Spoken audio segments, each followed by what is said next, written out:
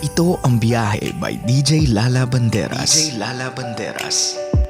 Kasama niyo pa din, my name is DJ Lala and you are still with me sa aking programang Biyahe, ang programang Sakto, Klaro, Diretso. At ito na nga po ang unang stop ng ating hashtag biyaheng Law of Attraction. Ay para sa mga may pangarap na inaasam-asam. Kung nagtataka ka, love, bakit may mga taong kahit ilang beses nang nag-fail ay hindi pa rin sumusuko? It's because they know that their dreams are bigger than their challenges. Sila yung mga taong may goal and will stop at nothing hanggat hindi nila na-reach yung goal na yon. Kaya kung ikaw, love, meron kang gustong maabot in life, you have to attract the good and stop focusing on the bad sa mga progress mo towards your dream. Kaya kung madapa ka, bangon ka lang ulit.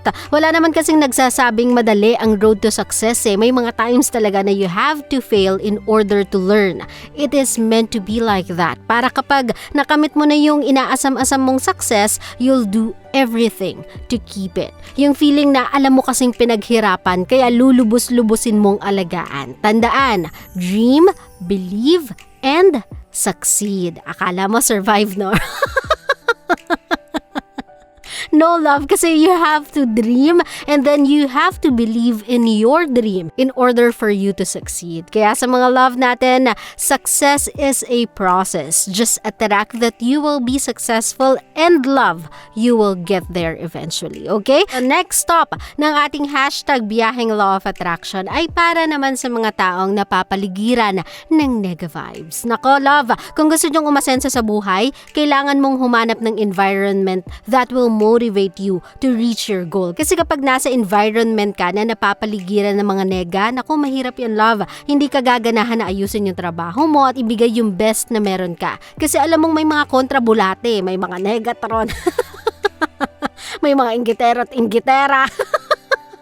Chismosa. Tsaka if there's one thing I know is true, yun yung iba ang productivity ng tao kapag gusto niya yung mga kasama niya at ginagalawan niya masaya. Kumbaga, inspired ka, determined ka, motivated ka kasi alam mo na you are working for fun and you are having fun while working. So surround yourself with positive people and success will surely be in arm's length. Okay? Sa mga love natin, again, you may join our conversation over at my Facebook page, DJ Lala Banderas. Meanwhile, before tayo bumalik sa ating tugtugan, paalala lang muna sa mga mahal ko, please, let's help each other out in order to stop and end this pandemic. Please, wag magpasaway. Please, makinig naman tayo. Please, wag nang matigas yung ulo, okay? And this is the last stop ng ating hashtag biyaheng Law of Attraction. At ito ay para sa mga taong may midlife crisis or nasa midlife crisis.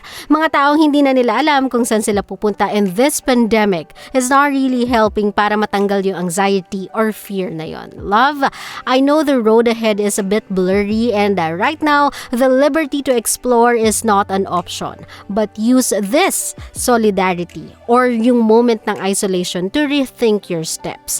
Block all the negative thoughts and attract yung thought na after this pandemic, when everything and everyone for that matter is on its way to being normal, you'll regain your focus and you have already figured out your path to your success. Ang key dito, my love, huwag kang magpanic. Breathe in, breathe out. Clarity is on its way, okay? For now, take the opportunity muna to sort things out, whatever you want and wherever you want to go. Okay? I think that's a plan. Kasama niyo pa rin si DJ Lala. And again, if you want to converse with me, you may always check out my socials, DJ Lala Banderas on Facebook, Twitter, and Instagram. Kasama niyo pa din DJ Lala para sa programang Biyahe, ang programang Sakto, Klaro, Diretso. Hatid sa inyo ng 90.7 Lover Radio. GBGB lang, walang hate, puro love lang. Always your number one SM radio station.